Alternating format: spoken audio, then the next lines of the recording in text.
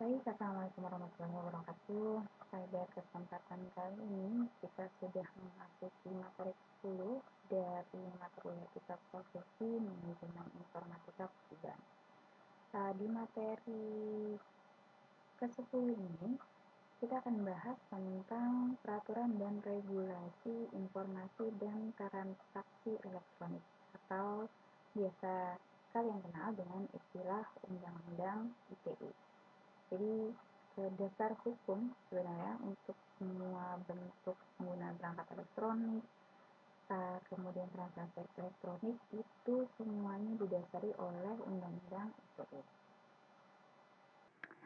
Kita mulai dari kronologis bagaimana terbentuknya Undang-Undang ITE terlebih dahulu. Kronologisnya, Undang-Undang ITE itu dimulai dari RUU-nya dulu, Rancangan Undang-Undang Informasi Transaksi Elektronik.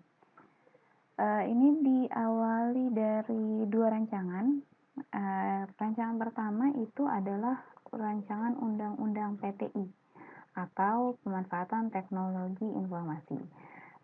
Sebenarnya kalau rancangan Undang-Undang ITE sendiri, meskipun disahkannya sudah 2008, dibentuknya itu sudah dari lama, sejak dari 2001.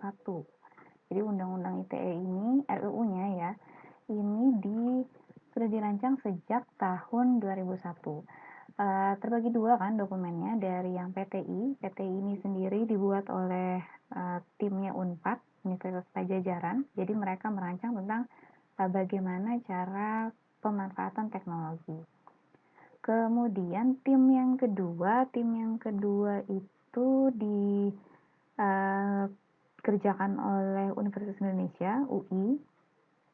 Ini yang diperintahkan oleh Departemen Perindustrian dan Perdagangan. Mereka diminta untuk merancang RUU IETE, Informasi Elektronik dan Transaksi Elektronik.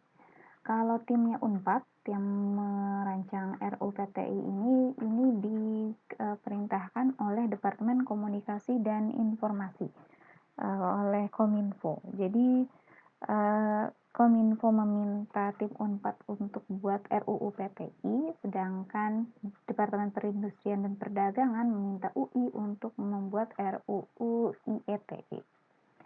Dari itu, rancangan undang-undang ini digabung menjadi dua, akhirnya jadilah rancangan Undang-Undang IKTE, Informasi, Komunikasi, dan Transaksi Elektronik. Kemudian dari UR IKTE ini disederhanakan lagi, diubah baru menjadi RUU ITE, Rancangan Undang-Undang Informasi dan Transaksi Elektronik. Dari rancangan undang-undang ini, rancangan undang-undang ITE, kemudian disahkan menjadi Undang-Undang Nomor 11 Tahun 2008. Jadi awalnya itu Undang-Undang ITE pertama kali adalah Undang-Undang Nomor 11 Tahun 2008. Jadi cukup lama ya, dari pembuatan perancangan undang-undangnya 2001, disahkannya oleh DPR baru tahun 2008 pada tanggal 25 Maret 2008. Pemerintah melalui Departemen Komunikasi dan Informasi, Depkominfo itu rancangan undang-undangnya disahkan menjadi undang-undang. Kemudian direvisi, baru satu kali revisinya menjadi dalam perjalanan ya dari 2008, kemudian direvisi pada tahun 2006, disahkan pada 2016, RUU ITE nomor 11 tahun 2008 telah direvisi menjadi Undang-Undang nomor 19 tahun 2016 tentang informasi dan transaksi elektronik. Undang-undang terbaru ini terdiri dari 13 bab dan 54 pasal. Undang-undang ITE sendiri intinya ini mengatur 3 pokok bahasan ini. Yang pertama, perlindungan hukum atas kegiatan pemanfaatan internet sebagai medianya, baik transaksi maupun pemanfaatan informasi. Itu yang pertama, bagaimana pemanfaatan perangkat alat elektronik yang menggunakan internet. Yang kedua, ancaman hukuman bagi kejahatan yang dilakukan melalui media internet. Jadi dasar hukumnya untuk kejahatan-kejahatan di bidang internet itu diambil dari UU ITE. Kemudian yang ketiga, mengakomodir kebutuhan para pelaku bisnis di internet dan masyarakat guna untuk mendapatkan kepastian hukum. Dengan diakuinya bukti elektronik dan tanda tangan digital sebagai bukti yang sah di pengadilan. Jadi kalau yang pas bagian ketiga ini, dia mengakomodir para pelaku bisnis, para pengguna, para customer yang melakukan transaksi melalui media internet. Jadi ada intinya kalau yang UU ITE 13 bab dan 54 pasal ini intinya terdiri dari yang tiga ini. Mengatur hukum bagi pemanfaatan teknologi perangkat elektronik yang memanfaatkan internet, kemudian ancaman hukum, kemudian mengatur tentang transaksi elektronik. UU ITE sendiri ini berlaku untuk setiap orang yang melakukan perbuatan hukum sebagaimana diatur di dalam undang-undang ITE ini, baik yang berada di wilayah hukum Indonesia maupun di luar wilayah hukum Indonesia yang memiliki akibat hukum di wilayah Indonesia dan atau di luar hukum Indonesia yang merugikan kepentingan Indonesia. Jadi pelaku-pelaku kejahatan, baik para pelakunya berada di dalam negeri ataupun luar negeri, itu terjerat oleh Undang-Undang ITE di pasal yang ini. Berlakunya dari mana? Coba lihat di sini. Berlakunya di wilayah hukum Indonesia. Jadi kalau ada seseorang ya melakukan perbuatan melanggar hukum melalui internet di wilayah Indonesia dari Sabang sampai Merauke, itu kena hukum Undang-Undang ITE. Jadi tidak hanya di dalam wilayah saja, di luar wilayah hukum Indonesia juga kena. Kalau apa? Kalau memiliki akibat hukum di wilayah Indonesia. Jadi misalnya kayak orang lain, orang dari luar negeri yang melakukan kejahatan, misalkan membobol, menghack atau merusak nama baik, berada di luar negeri, tapi efeknya akibat hukumnya itu kena di Indonesia, itu kena hukum Undang-Undang ITE. Dan kalau lihat lagi di slide-nya, ini merugikan kepentingan Indonesia. Nah, jadi misalkan dulu ada pernah kasus itu, pernah dengar Surabaya Black Hat. Itu ramai sekali ya, tahun 2018 kalau tidak salah. Surabaya Black Hat ini orang ya mahasiswa umur 20-an lah ya di Surabaya, tapi mereka menghacknya situs-situs pemerintahan di Amerika, bisa sampai 42 situs, meretas 3.000 sistem. Beberapa sistem itu ada di Indonesia, milik perusahaan punya pemerintahan, dan kebanyakan tapi di situs-situs yang mereka retas, yang mereka bajak itu adalah situs di Amerika. Nah, orang Indonesia tuh yang melakukan tindakan kejahatan, tapi kejahatannya di luar negeri. Sebenarnya tidak merugikan Indonesia kan, tapi orang Indonesia kena Undang-Undang ITE ini. Meskipun dia tidak merugikan kepentingan Indonesia ya, tapi dia melakukan kejahatan di Indonesia, merugikan orang lain. Nah, di hukumnya pakai Undang-Undang ITE Indonesia, meskipun tindakan melakukan kejahatannya itu di Amerika. Jadi waktu itu untuk penyelidikannya, yang menyelidiki adalah FBI. Jadi FBI bekerja sama dengan Polri mencari siapa pelaku yang meretas banyak situs di negara mereka. Jadi sudah dapat bekerja sama dengan FBI yang melakukan penyelidikan FBI, tapi yang melakukan hukum yang menindaklanjuti hukumannya itu ada di Polri. Masuk penjara hukumannya di Indonesia, bukan di Amerika. Kemudian UU ITE dibagi menjadi dua. Yang pertama itu pengaturan mengenai informasi dan transaksi elektronik. Kemudian yang kedua pengaturan mengenai perbuatan yang dilarang.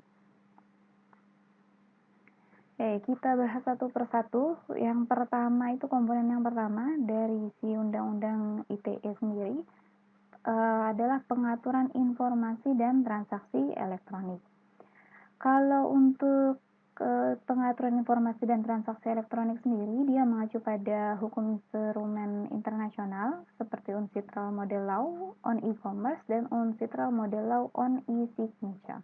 Kita pernah bahas dua ini di materi sebelumnya tentang etika e-bisnis dan e-commerce.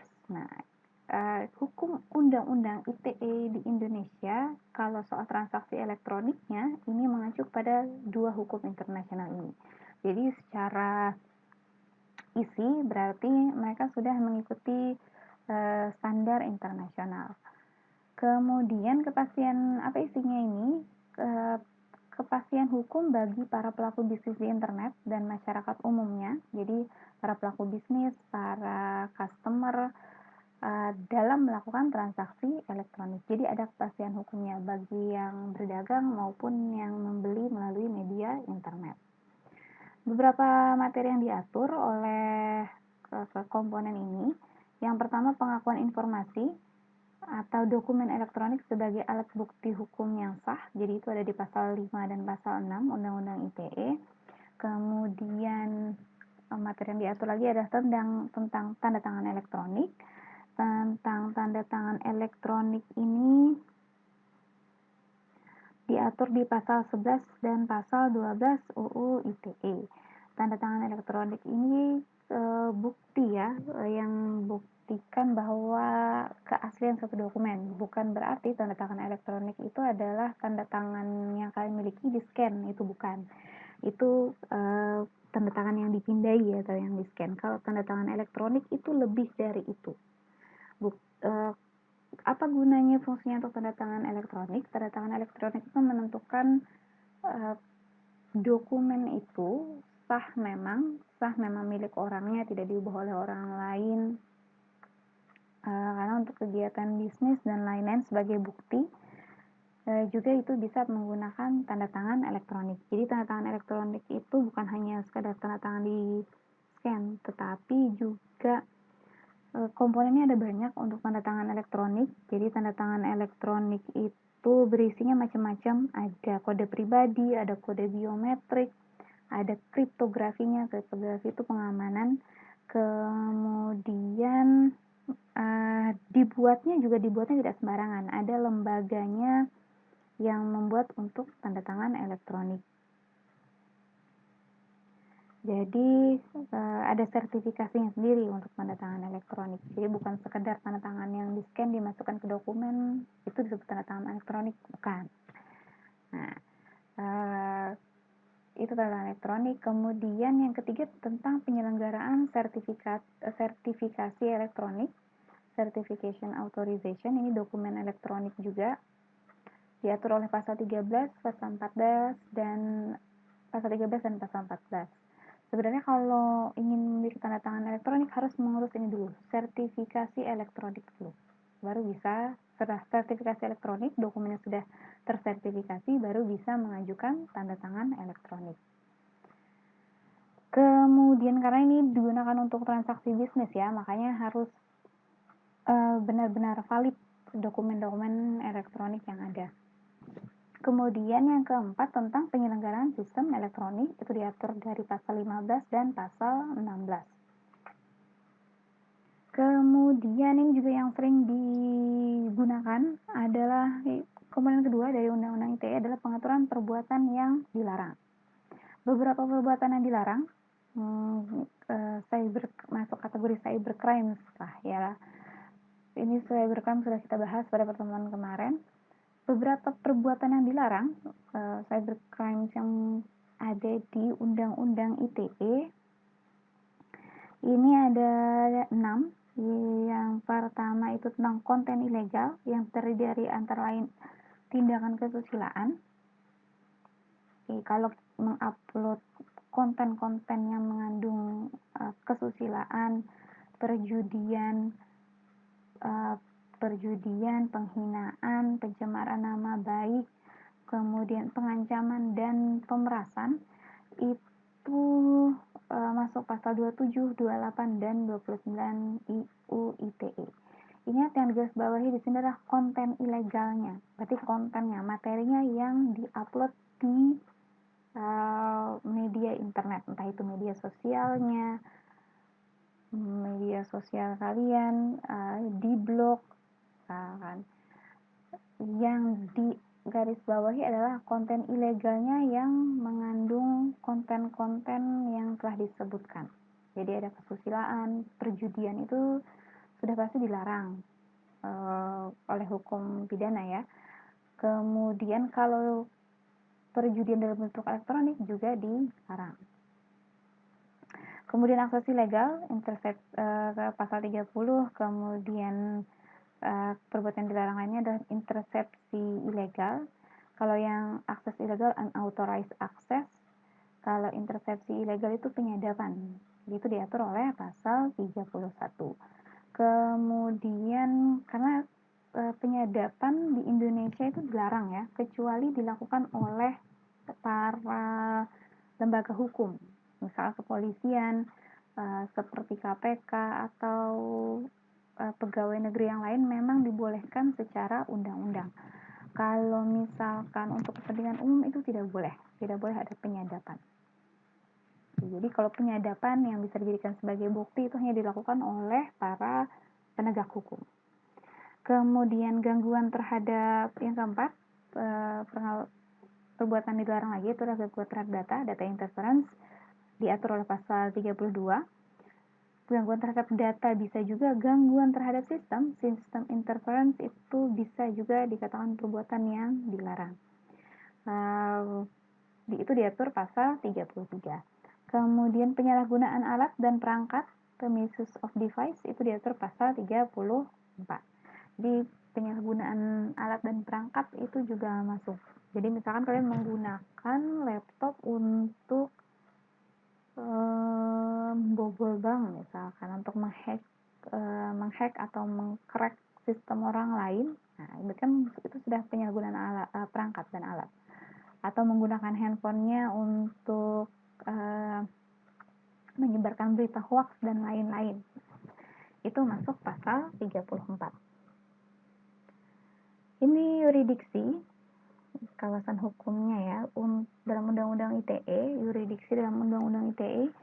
Yang pertama, undang-undang itu berlaku untuk setiap orang yang melakukan perbuatan hukum, baik berada di wilayah Indonesia maupun yang berada di luar wilayah Indonesia. Wilayah hukum Indonesia yang memiliki akibat di wilayah hukum Indonesia, yang intinya merugikan kepentingan Indonesia. Jadi misalnya pernah dulu ada beberapa tahun yang lalu pernah dengar kasus skimming. Kasus skimming itu selalu ada, tapi namanya juga kemajuan teknologi ya, makin tahun itu makin canggih kasus skimmingnya. Yang terbaru itu kasus skimming yang dilakukan, kasus skimming di ATM BRI. Nah, itu pelakunya orang luar negeri, bukan orang Indonesia. Ada orang Indonesia itu paling cuman ada satu, sisanya itu komplotannya itu orang Eropa Timur sana, seperti kayak Romania, Hongaria, itu kan orang luar negeri semua ya. Mereka melakukan skimming di mesin ATM-nya BRI. Sudah banyak tuh nasabah yang dirugikan gara-gara kasus ini. Jadi mereka skimming itu kan mereka memasang alat di ATM-nya BRI. Kemudian jadi kalau kita masukkan kartu ATM kita dalam mesin ATM-nya itu, kartu kita itu kayak tertelan. Pada tertelan, kemudian nanti oleh penjahatnya kartu kita itu datanya disalin, dibuat ke kartu baru. Nah, itu nanti digunakan untuk menarik uang nasabah.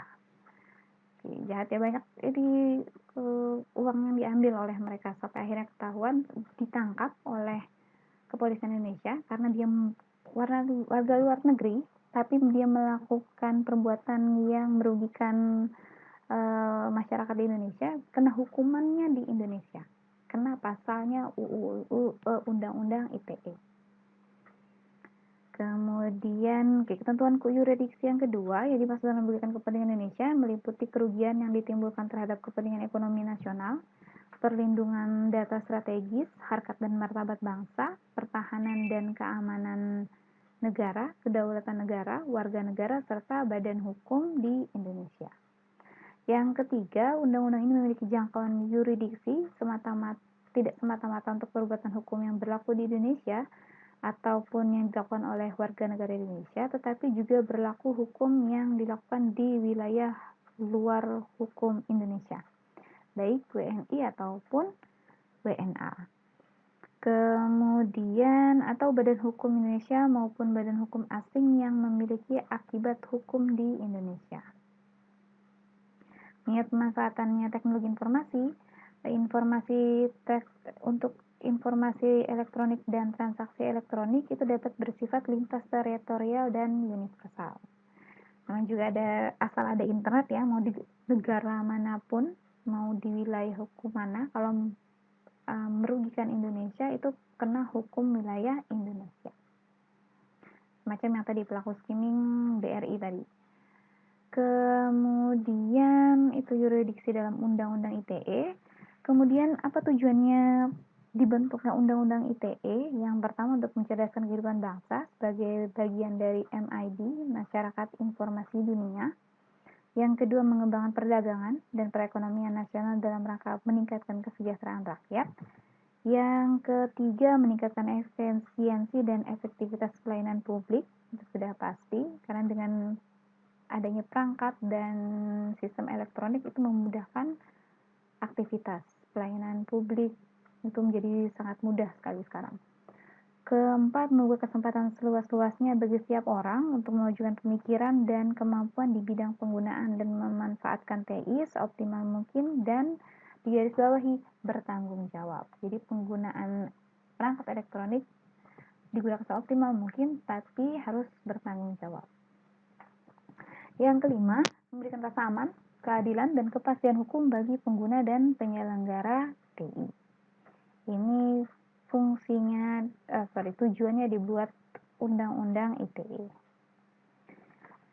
Ini perbuatan yang dilarang, tadi sudah dibahas sebelumnya, tapi ini lebih rincinya lagi tentang perbuatan yang dilarang oleh Undang-Undang ITE. Jadi kalian lebih memahami perbuatan-perbuatan apa saja sih yang dilarang menurut Undang-Undang ITE. Yang pertama, mendistribusikan atau mentransmisikan dan atau membuat dapat diaksesnya informasi elektronik dan atau dokumen elektronik. Perlu digarisbawahi di sini yang memiliki muatan melanggar kesusilaan, melakukan perjudian, pencemaran nama baik, penghinaan, pemerasan atau pengancaman. Jadi kalau mendistribusikan ya berarti menyebarkan, bukan membuat. Mendistribusikan, mentransmisikan atau membuat dapat diaksesnya, intinya itu menyebarkan kalau ini, bukan yang pembuatnya itu bukan. Tapi kalau pembuatnya yang menyebarkan, mentransmisikan, yang membuat dia terpublish, nah itu bisa kena juga. Intinya mendistribusikan kontennya yang melanggar kesusilaan, perjudian, penghinaan, pencemaran nama baik atau pemerasan dan pengancaman. Yang perlu digarisbawahi ini kontennya. Kadang ada yang waktu ditanya apa perbuatan yang dilarang, melakukan pornografi misalkan, jawabannya pornografi, perjudian, penghinaan, pemerasan, pengancaman, itu salah. Yang benar adalah kalau mereka mendistribusikan atau menyebarkan kontennya, bukan melakukan tindakannya. Jadi menyebarkan kontennya itu baru masuk kena Undang-Undang ITE. Jadi misalkan menyebarkan pornografi, yang melakukan pornografi kalau tidak disebarkan kan juga tidak akan ketahuan. Yang akan kena Undang-Undang ITE adalah bila menyebarkan dan bisa diakses oleh publik, yang dilihat oleh banyak orang, nah itu baru melanggar Undang-Undang ITE. Perjudian misalkan, perjudian memang sudah dilarang ya, tapi misalkan kalian punya blog punya blog kalian itu banyak pengunjungnya, laris, kemudian ada yang ingin iklan di sana, ingin endorsement, tapi dia situs judi misalkan, itu juga dilarang. Jadi jangan, karena itu melanggar Undang-Undang ITE. Penghinaan atau pencemaran nama baik, ini yang kasusnya ramai kemarin, Paleka kemarin, yang Ferdian Paleka ya kalau tidak salah. Ini dia kena ini, penghinaan, masuk penghinaan. Karena dia menghina dengan cara melakukan prank dengan memberikan sembako tapi isinya sampah. Sebenarnya kalau dia tidak memuat kontennya itu di YouTube, sebenarnya dia tidak akan kena Undang-Undang ITE. Tapi karena dia memuat kontennya di YouTube, disebarkan, orang banyak melihat, orang banyak menyaksikan, dan banyak berkomentar juga, makanya kena Undang-Undang ITE. Pokoknya kalau sudah masuk ke ranahnya dipublish di dunia internet, nah masuk sudah. Kalau misalkan tidak dipublish bagaimana Bu? Kalau tidak dipublish di YouTube, tapi memang dia melakukan itu, dia kena tindakan hukum pidana ya. Itu pun kalau misalkan yang dirugikan melapor. Kalau misalkan yang dirugikan tidak melapor dan tidak tahu orangnya pun, mungkin dia bebas-bebas aja, karena bakal namanya jadi heboh se-Indonesia Raya. Tolong diambil pelajarannya dari Ferdian Paleka ini. Kemudian yang kedua, menyebarkan berita hoax atau menyesatkan yang mengakibatkan kerugian konsumen dalam transaksi elektronik. Intinya menyebarkan berita bohong, berita bohong, hoax, itu jangan dilakukan. Kalian sering kan dapat broadcast. Nah, itu tolong dibaca dulu. Jangan langsung sebarkan, jangan langsung copy, ditaruh di grup. Nah, jangan. Tolong diselidiki dulu faktanya benar atau tidak. Karena kalau ternyata salah, berita itu, konten isinya pesan itu, message itu, berarti kalian masuk ini, menyebarkan berita bohong. Yang kena ini banyak kemarin waktu pilpres kemarin. Nah, banyak tuh yang kena ini. Jadi kalau misalkan ada dapat berita, tolong dikaji dulu kebenarannya benar atau tidak. Kalau belum tahu kebenarannya benar atau tidak, sebaiknya jangan disebarkan. Ya, itu yang kedua. Yang ketiga, menyebarkan informasi yang ditujukan untuk menimbulkan rasa kebencian atau permusuhan individu ataupun kelompok masyarakat tertentu berdasarkan suku, agama, ras, dan antar golongan. Ini hate speech ya, bahasa trennya sekarang. Yang menimbulkan rasa kebencian, permusuhan, nah itu masuk di sini. Dilarang juga menurut Undang-Undang ITE. Kemudian yang keempat, mengirimkan informasi elektronik dan atau dokumen elektronik yang berisi ancaman, kekerasan, menakut-nakuti yang ditujukan secara pribadi. Ini baik berupa di email, berupa di pesan, berupa di DM, direct message, apalagi yang terbuka, ini dilarang. Mengancam gitu ya, mengancam kekerasan, menakut-nakuti orang, nah ini masuknya. Yang kelima, mengakses komputer atau sistem elektronik milik orang lain dengan cara apapun. Jadi mengakses, unauthorized access. Jadi cara kalian misalkan iseng-iseng mengakses handphone teman atau mengakses mengakses komputer teman misalkan, itu dilarang. Apalagi kalau misalkan mengakses komputer atau sistem elektronik institusi atau lembaga-lembaga besar tertentu. Itu sangat dilarang. Yang keenam, melakukan intersepsi atau penyadapan. Kalau warga sipil biasa, kita tidak boleh melakukan intersepsi atau penyadapan. Kalau kita melakukan pun, ini tidak akan bisa jadi bukti ya di persidangan. Kalau misalkan tidak bisa bukti kalau ada di kasus ya. Yang bisa melakukan intersepsi atau penyadapan itu adalah para petugas hukum. Petugas hukum dari kepolisian dan dari KPK itu yang bisa melakukan intersepsi atau penyadapan. Makanya banyak beberapa koruptor itu ditangkap karena dilihat dari rekaman-rekaman video, CCTV. Nah, itu bisa dijadikan bukti karena mereka memang sesuai wewenangnya itu baru bisa dijadikan sebagai bukti yang sah di mata hukum. Kalau memang diambilnya oleh orang yang memang memiliki akses di situ. Yang ketujuh, dengan cara apapun mengubah, menambahkan, mengurangi, melakukan transmisi, merusak, menghilangkan, memindahkan, menyembunyikan suatu informasi data elektronik dan atau dokumen elektronik milik orang lain atau milik publik. Ini masuk data forgery, kayak mengubah, menambah, mengurangi data informasi. Nah, itu merusak, menghilangkan, apalagi memindahkan, menyembunyikan data elektronik, informasi elektronik orang lain. Nah, itu masuk melanggar Undang-Undang ITE. Perbuatan yang dilarang lainnya adalah yang ke-8, melakukan tindakan apapun yang berakibatkan terganggunya sistem elektronik atau mengakibatkan sistem elektronik menjadi tidak bekerja sebagaimana mestinya. Ini gangguan terhadap sistem bisa, gangguan terhadap jaringan bisa. Contohnya apa? Contohnya DOS, denial of service. Nah, denial of service itu kan mengganggu jaringan dan sistem ya. Jadi caranya itu pelakunya ini mengirimkan, membom message misalkan ke suatu sistem sehingga sistemnya jadi error, jadi tidak bisa bekerja dengan normal seperti biasanya. Karena saking banyaknya pesan yang masuk, itu bisa membuat sistem jadi error atau jadi membuat jaringan menjadi terganggu.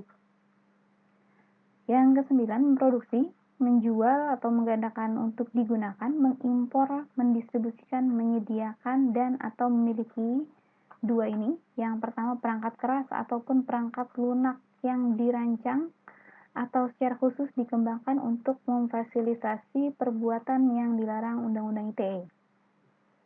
Jadi kalau membuat perangkat keras atau perangkat lunak yang dikembangkan untuk melakukan perbuatan-perbuatan dilarang, itu masuk. Misalkan kayak membuat aplikasi virus misalkan, atau membuat worm yang tujuannya untuk mengganggu jalannya sistem, itu masuk yang di sini. Kemudian atau memiliki sandi lewat komputer, kode akses, atau hal yang sejenis itu yang ditujukan agar sistem elektronik menjadi dapat diakses dengan tujuan memfasilitasi perbuatan yang dilarang oleh Undang-Undang ITE. Itu juga dilarang. Yang ke-10, melakukan manipulasi, penciptaan, perubahan, penghilangan, perusakan informasi elektronik dan atau dokumen elektronik dengan tujuan agar informasi tersebut dianggap seolah data-data yang otentik.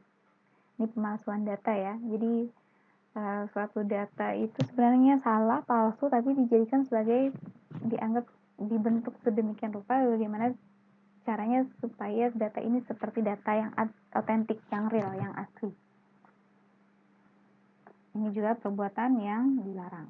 Oke, komponen yang terakhir dari Undang-Undang ITE itu dia juga mengatur tentang internet banking. Ke internet banking, ini adalah apa yang dimaksud internet banking? Internet banking adalah satu pelayanan jasa bank yang memungkinkan nasabah untuk memperoleh informasi, melakukan komunikasi, dan melakukan transaksi perbankan melalui jaringan internet. Ini internet banking sekarang itu turunannya sudah ada sampai ke mobile banking. Kalau internet banking sendiri, BI itu menolak kehadiran internet banking atau bank visual atau bank yang hanya memiliki jasa layanan internet. Ya, berarti maksudnya di sini bank yang memiliki layanan saja tetapi tidak mempunyai bank dalam bentuk fisik.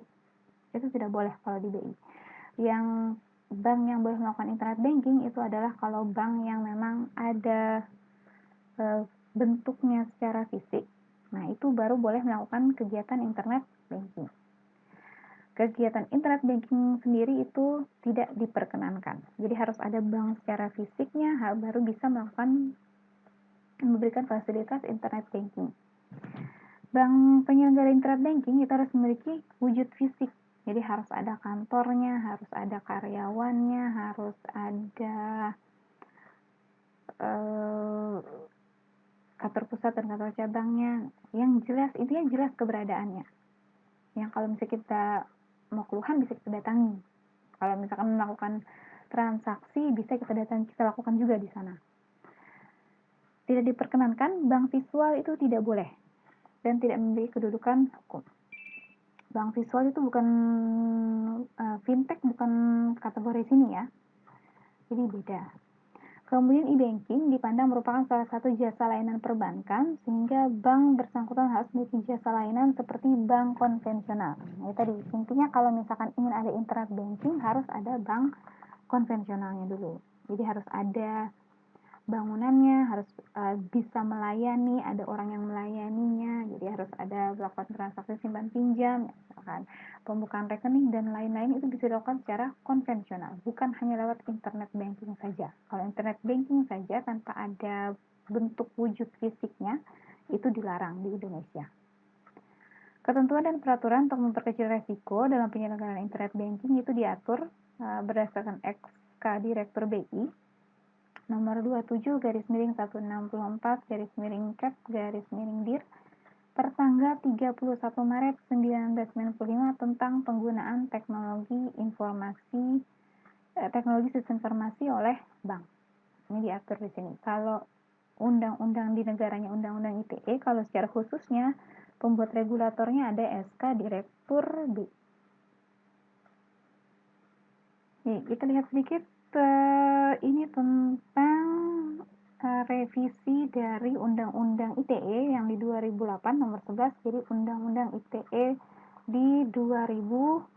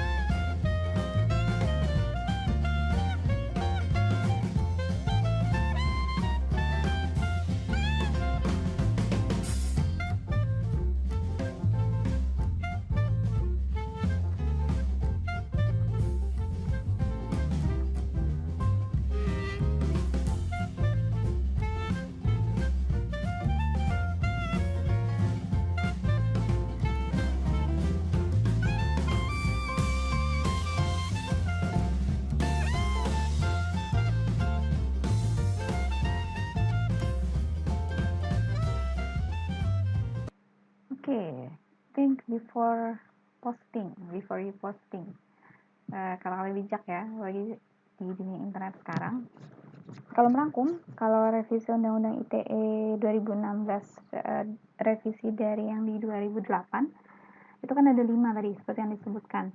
Yang pertama itu the right to be forgotten, itu pasal 26, itu maksudnya hak untuk dilupakan. Apa maksudnya the right to be forgotten? Itu misalkan gini, ada seorang koruptor, dia ditangkap misalkan, dan itu masuk berita, beritanya heboh, banyak tersebar di dunia internet, di media sosial dan lain-lain. Nah, kemudian itu sudah ditangkap ya, ternyata waktu di sidang dia terbukti tidak bersalah. Berarti kan itu berita tidak benar kan, tentang beritanya tentang dia masuk penjara, dia koruptor dan lain-lain. Nah, seorang yang dirugikan ini dia bisa memiliki right to be forgotten, ini hak untuk dilupakan misalnya. Jadi berita-beritanya tentang masa lalunya yang dikatakan sebagai pembohong, pencuri, koruptor dan lain-lain itu bisa dihapus asal dia memang tidak bersalah, terbukti di persidangan secara hukum memang tidak bersalah. So, itu right to be forgotten maksudnya. Yang kedua, kalau pemerintah yang kedua itu kan menghapus berkas elektronik ya. Nah, itu memang pemerintah punya hak jika ada dokumen-dokumen elektronik yang terbukti melanggar undang-undang. Yang ketiga, keberadaan informasi atau dokumen elektronik yang bisa dijadikan sebagai alat bukti hukum yang sah. Yang keempat itu ada pemotongan denda dan pemotongan masa hukuman dari Undang-Undang 2008 jadi Undang-Undang 2016. Yang awalnya itu denda penjaranya hukum penjara 6 tahun jadi 4 tahun. Kalau yang dendanya jadi 1 miliar menjadi dikurangi 750 juta saja. Kemudian yang terakhir, yang keempat itu adalah pencemaran nama baik bisa dijerat menggunakan delik aduan, bukan delik umum. Delik aduan itu apa maksudnya? Delik aduan itu gini, jika orang yang merasa menjadi korban melapor itu baru bisa diajukan. Tapi misalkan si korban ini tidak melapor, itu berarti tidak bisa dilakukan proses penegakan hukum. Jadi delik aduan itu gitu. Delik aduan itu proses hukum bisa berjalan jika ada aduan. Kalau tidak ada aduan berarti memang tidak bisa diproses secara hukum. Oke, gitu ya. Oke, baik. Ini akhir dari materi ini. Kalau ada pertanyaan nanti silakan tanyakan di Google Classroom. Silakan tanyakan saja di Google Classroom tentang Undang-Undang ITE ini. Silakan saja beri komentar. Nah, kemudian ini pertanyaan yang saya anggap sebagai bukti kehadiran kalian untuk sesi ini, pertemuan ini. Pertanyaannya adalah gini. Perbuatan terlarang apa? Ini yang berdasarkan Undang-Undang ITE ya. Perbuatan terlarang apa yang sering kalian temui atau lihat terjadi di lingkungan sekitar kalian? Entah itu di dunia maya ataupun dunia nyata. Perbuatan terlarang pokoknya yang sering kalian lihat atau yang pernah kalian lakukan juga tidak masalah. Ibu bukan polisi, ibu bukan hakim, jadi tidak akan mengadili, jadi tidak masalah kalau misalkan kalian pernah melakukan perbuatan dilanggar misalkan. Mengaku itu berarti pertama ibu tidak akan mengurangi nilainya, tidak akan dihukum dan segala macam. Ini anggap saja sebagai satu bentuk introspeksi. Jadi kalau kalian melakukan sesuatu yang melanggar, sesuatu yang tidak baik, berarti gentle mengaku bahwa itu memang salah. Silahkan tuliskan nanti perbuatan apa yang sering kalian lihat atau temui atau yang kalian pernah lakukan berdasarkan Undang-Undang ITE. Yang 10 tindakan lagi ya, 10 tindakan yang ini. Nah, perbuatan dilarang. Jadi misalkan kalian sering ada dilihat di lingkungan sekitar kalian, lingkungan sekitar itu bisa lingkungan keluarga, teman-teman di sekitar rumah, teman-teman di kampus, di organisasi, di perkumpulan kalian. Nah, perbuatan apa yang sering dilakukan? Misalkan gini, misalkan ada yang rancak melihat kawan, misalkan ini, yang komponen kedua, menyebarkan berita bohong, menyebarkan berita hoax. Maksudnya kalau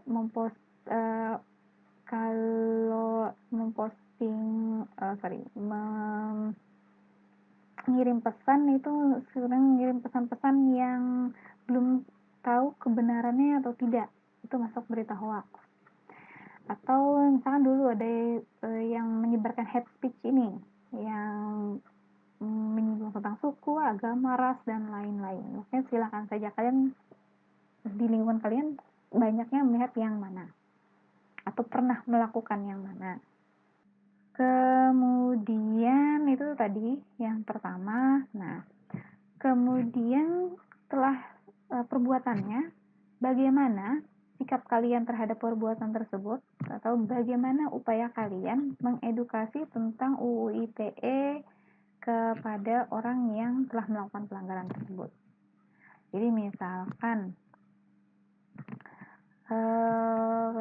kayak videonya siapa Paleka itu, misalkan mengedukasinya kalian, misalnya caranya langsung komen atau direct message yang mengatakan bahwa itu perbuatan yang salah, perbuatan dilarang undang-undang, atau misalkan memberi linknya yang tepat kalau untuk peraturan undang-undang ITE itu bagaimana.